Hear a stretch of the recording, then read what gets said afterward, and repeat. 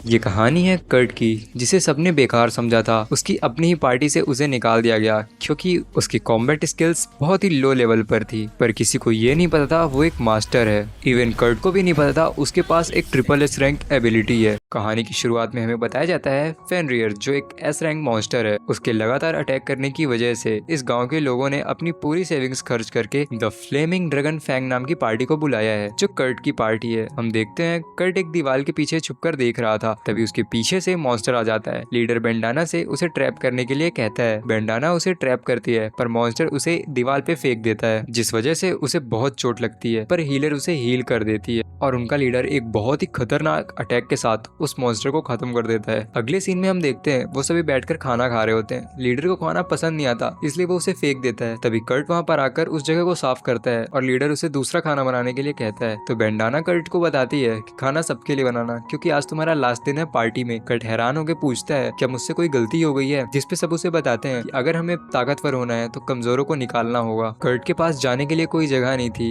Town में चलते चलते वो एक वर्क स्टेशन के पास आता है, इसी उम्मीद में कि शायद उसे कोई जॉब मिल जाए। जैसे ही वो एंटर करता है तो वहाँ की अटेंडेंट की एंट्री से ही कर्ट को ऑलमोस्ट हार्ट अटैक आ गया था। इसके बाद क्रिशल, जो अटेंडेंट थी, वो कर्ट से उसके डिटेल्स के बारे में पूछती है, जिसपे कर्ट बताता है मेरा नाम कर्ट रोकन्स है और मैं 15 साल का हूँ। फिर वो कर्ट के रेसिडेंस के बारे में पूछती है, जिसपे कर्ट उसका रिप्लाई करता है मैं हॉस्ट नाम के विलेज से आता हूँ, जो कि शीन माउंटेन पर है। तो क्रिशल सरप्राइज होकर बोलती है मुझे लगा नहीं था इतनी दूर भी कोई विलेज होगा। फिर वो कर्ट से उसके पिछले काम के बारे में पूछती है, जिसपे कर्ट उसे बताता है कि मैं the flaming dragon fang party के लिए हाउसकीपिंग का काम करता था। जिसपे क्रिशल हैरान होकर पूछती है वही पार्टी जो अभी अभी डबल एस रैंक पर प्रमोट हुई है। तो कर्ट उसे बताता है हाँ, मुझे निकालते ही। फिर वो उसे बताती है कि ये इन्फॉर्मेशन तुम्हारे रिज्यूमे में बहुत हेल्प करेगी जॉब ढूंढने के लिए, और उसे एप्टीट्यूड टेस्ट देने के लिए कहती है, जिसे सुनकर कर्ट सोच रहा होता है कि मेरी रैंक ए या उससे ऊपर की हो तो बहुत ही मजा आ जाएगा। पर जब वो अपनी रैंक देखता है तो उसके सारे ही स्टैट्स जी पर थे। क्रिशल उससे निराश ना होने के लिए बोलती है और एक सैंडबैग की तरफ इशारा करती है और उसे उठाने के लिए कहती है। कर्ट उसे उठाता है और नोटिस करता है इसे उठाने के लिए उसकी माना यूज हो रही है, और जैसे ही वो उन सैंडबैग्स को उठाता है वो उसे बहुत ही ज्यादा भारी लग रहे होते हैं। तभी क्रिशल कहती है तुम शायद से कंस्ट्रक्शन वर्क कर सकते हो, और बताती है फ्रंटियर टाउन में वॉल रिपेयर का काम चल रहा है और उन्हें टेम्परेरी लेबर्स की जरूरत है, मैं वहाँ बात करके बताती हूँ। अगले सीन में हम देखते हैं कर्ट काम के लिए आ गया है और इस बंदे को कर्ट की पर्सनैलिटी देख के लग नहीं रहा था कि काम कर लेगा। फिर वो कर्ट को पूरा काम समझा के कहता है मैं 3 घंटे के बाद आऊंगा, और कर्ट भी अपने पूरे काम में लग जाता है। जब वो 3 घंटे बाद आकर देखता है तो हैरान हो जाता है, क्योंकि इन 3 घंटों में ही कर्ट ने वेस्टर्न वॉल को 1/3 हिस्सा कवर कर लिया था। और वो कर्ट को उसके काम की पेमेंट देकर वहां से चला जाता है और उसे कल आने के लिए कहता है। अगले दिन हम देखते हैं लोग ये देखकर हैरान हो गए थे कि सिर्फ एक ही दिन में नॉर्दर्न और वेस्टर्न वॉल को कंप्लीट कर दिया गया है। अगले सीन में हम देखते हैं कि कर्ट ने इस जॉब से भी हाथ धो दिया, जिसका रीजन हमें बताया जाता है कि वो जिस स्पीड से काम करता है वो डबल या ट्रिपल एस रैंक की है, और इस काम से जो पुअर हैं उनकी हेल्प होती है उनके डेली खर्च को चलाने के लिए। अगर उसे यहाँ पर रखा गया तो उन्हें और लोगों की नीड ही नहीं होगी काम करने के लिए। कर्ट वापस से वर्क स्टेशन पर आ जाता है और क्रिशल से बात कर रहा होता है। तभी उन दोनों को एक लेडी की आवाज आती है, जो कि दूसरी अटेंडेंट से किसी चीज के बारे में पूछ रही थी। क्रिशल वहाँ पर जाती है और पूछती है यहाँ पर क्या हुआ, जिसपे दूसरी अटेंडेंट बताती है इन्हें एक माइनर की जरूरत है और इनके पास एडवांस भी नहीं है। जिसपे क्रिशल उससे बताती है आप अपनी लैंड के लिए पहले एक इन्वेस्टर ढूंढ लीजिए, बाद में एक माइनर को। जिसपे वो बताती है कि अगर मैंने टाइम पे टैक्स नहीं दिया तो वो माउंटेन मुझसे छीन लिया जाएगा। तभी वहाँ पर कर्ट आता है और कहता है मैं आपके साथ माइनर का काम करने के लिए रेडी हूँ। मैंने अपने टाउन में बहुत सी माइंस में काम किया है, जिससे मुझे इस चीज का एक्सपीरियंस भी है। वो कहती है मैं एक बच्चे को तो अपने साथ नहीं ले जाने वाली, मुझे एक ऐसा पर्सन चाहिए जो थोड़ा मस्कुलर है और इस काम को कर सके। तो क्रिशल उसे बताती है कि इस काम के लिए पैसे लगेंगे, जिसपे वो हार मान के कर्ट को अपने साथ ले जाने के लिए तैयार हो जाती है। कर्ट और वो उसके बाद वहाँ से चले जाते हैं। कर्ट के जाने के बाद क्रिशल कर्ट के ख्यालों में खो गई थी। तभी दूसरे अटेंडेंट उसे बुलाती है और उसे कर्ट के नाम का चेक देती है, जिसमें उसके पिछले काम की पेमेंट थी। और भाई उसको पिछले काम की पेमेंट मिली थी 200 गोल्ड कॉइंस, जिसे देखकर क्रिशल शॉक हो जाती है और जाकर उन्हीं सैंडबैग्स पर गिरती है और पूछती है ये सैंडबैग्स यहाँ क्या कर रहे हैं। जिसपे दूसरी अटेंडेंट उसे बताती है ये सैंडबैग्स नहीं है, ये एक माना मीजर टूल है, जिसके पास जितना ज्यादा माना होगा ये बैग्स उतने ज्यादा भारी हो जाएंगे, और ये एक नॉर्मल पर्सन पे काम नहीं करते हैं। फिर वो क्रिशल को इन बैग्स को हटाने के लिए कहती है। क्रिशल जैसे ही उन्हें उठाती है तो उसे ये बैग्स बहुत ही ज्यादा लाइट लग रहे थे। फिर वो कहती है इन्हें तो भारी होना चाहिए था, क्योंकि जब कर्ट ने इन्हें उठाया था तब तो ये बहुत ही ज्यादा हैवी थे। इधर हम देखते हैं कर्ट और यूलिशिया एक जगह पर आ चुके हैं। यूलिशिया बताती है कि आज हम यहीं रुकने वाले हैं। तो कर्ट पूछता है क्या मैं एक क्यूट लड़की के साथ एक ही टेंट में सोने वाला हूँ। जिसपे यूलिशिया थोड़ा शर्माते हुए उसे बताती है कि मैं 10 साल की एज से एडवेंचर कर रही हूँ, तो मेरे क्यूट होने का तो सवाल ही नहीं होता, और उसे खाने के लिए देती है, जिसे देखकर कर्ट पूछता है क्या ये तुमने बनाया है, ये बहुत ही स्पेशल है। तो यूलिशिया उसे कहती है अगर तुम बॉईल करने को खाना बनाना कहते हो तो हाँ ये मैंने ही बनाया है और इसमें स्पेशल जैसा तो कुछ नहीं है। तो वो कहता है बहुत ही ज्यादा टाइम हो गया है जब किसी ने मेरे लिए कुछ बनाया हो, तो ये मेरे लिए स्पेशल है। फिर हम देखते हैं रात में कर्ट को नींद नहीं आ रही होती है। जैसे वो पीछे घूमता है तो भाई उसके तो होश ही उड़ जाते हैं और वो चुपचाप अपना बोरिया बिस्तर लेके बाहर आ जाता है। इधर हम देखते हैं यूलिशिया जग रही थी और वो कहती है कि कर्ट एक जेंटलमैन और एक एडोरेबल पर्सन है। फिर वो खुद को समझाती है एडोरेबल नहीं भाई। अगले सुबह हम देखते हैं कर्ट बाहर ही सो रहा था। यूलिशिया बाहर आती है और वो अपनी शर्ट की तरफ देखती है तो वो नोटिस करती है जो बटन उसका टूट गया था उसे अब ठीक कर दिया गया है। तभी कर्ट की नींद खुल जाती है और वो उससे पूछता है क्या तुमने वो जगह देख ली जहाँ पर हमें काम करना है। तो यूलिशिया उसे बताती है कि अभी तो नहीं, पर हम काम करने के साथ उसे देख लेंगे। तो कर्ट उसे कहता है कि मैं काम करने से पहले एक बार इंस्पेक्शन करना चाहता हूँ, जिसपे यूलिशिया मान जाती है।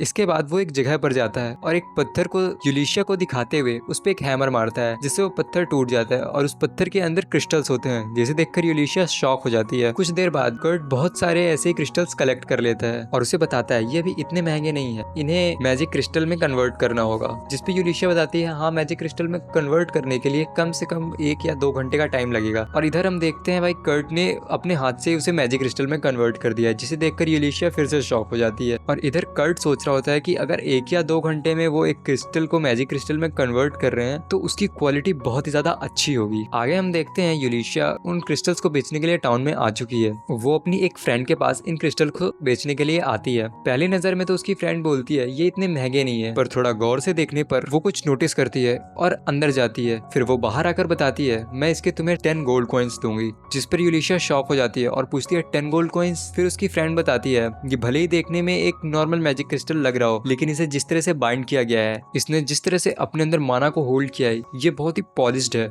ये बहुत ही पॉलिश्ड और बैलेंस्ड है, इसीलिए इतनी कम शाइन दे रहा है। जिसपे यूलिशिया उसे बताती है कि ऐसे 49 और उसके पास पड़े हैं। फिर उसकी फ्रेंड उसे 500 गोल्ड कॉइन्स देती है और उसे बोलती है मैं सिर्फ एक कंडीशन पे ये डील करूंगी। पहली कंडीशन तुम ये क्रिस्टल सिर्फ मेरे साथ ट्रेड करोगी, और दूसरा वो उस पर्सन की इन्फॉर्मेशन के बारे में पूछती है जिसने इस मैजिक क्रिस्टल को बनाया है। जिसपे यूलिशिया मना कर देती है कि वो उसकी आइडेंटिटी को रिवील नहीं कर सकती। जिसपे उसकी फ्रेंड कहती है कि एक रॉयल मेज को इतनी पावर है कि वो एक रॉयल एडवेंचर से क्वेश्चन कर सके। जिसपे यूलिशिया बोलती है कि अब मैं एक रॉयल एडवेंचर नहीं हूँ। इसके बाद उसकी फ्रेंड भी मान जाती है और कहती है ये जो भी पर्सन है इसे अब तक तो बहुत फेमस होना चाहिए था, तुम बहुत ही गलत कर रही हो इसकी इस एबिलिटी को छुपा कर। पर उसे ये बात बता देना कि हम उसके साथ और भी ज्यादा ट्रेड करना चाहते हैं, और उसे डायरेक्टर की पोस्ट का भी ऑफर करती है। ये सारी बातें सुनकर यूलिशिया बाहर आकर सोचती है ये सब क्या हो रहा है भाई। फिर वो वर्क स्टेशन जाती है और वर्क स्टेशन में जाते ही यूलिशिया और क्रिशल एक दूसरे से एक ही साथ कर्ट के बारे में पूछते हैं। क्रिशल कहती है मैं रूल्स की वजह से ये इन्फॉर्मेशन नहीं लीक कर सकती। तभी यूलिशिया अपना रॉयल एडवेंचर का बैच दिखाती है, जिसे देखकर वो कर्ट की इन्फॉर्मेशन उसके साथ शेयर कर देती है। कर्ट के फॉर्म की डिटेल्स में उसे पता चलता है कि उसने द फ्लेमिंग ड्रैगन फैंग नाम की पार्टी के लिए काम किया है, जो कि अभी डबल रैंक पर है। और पिछले काम की पेमेंट को देख के यूलिशिया शॉक हो जाती है। इसके बाद यूलिशिया क्रिशल को 499 गोल्ड कॉइंस देते हुए कहती है कि इसे कर्ट के अकाउंट में डिपॉजिट कर देना। अगली सुबह हम देखते हैं क्रिशल वापस उसी जगह पर आ चुकी है और वो ये देखकर हैरान हो जाती है कर्ट ने एक रात में पूरा का पूरा वुडन हाउस खड़ा कर दिया। और कर्ट कैजुअली उससे कहता है कि अक्सर लोग तो ऐसा करते ही रहते हैं। जिसपे यूलिशिया उसको देखकर सोच रही होती है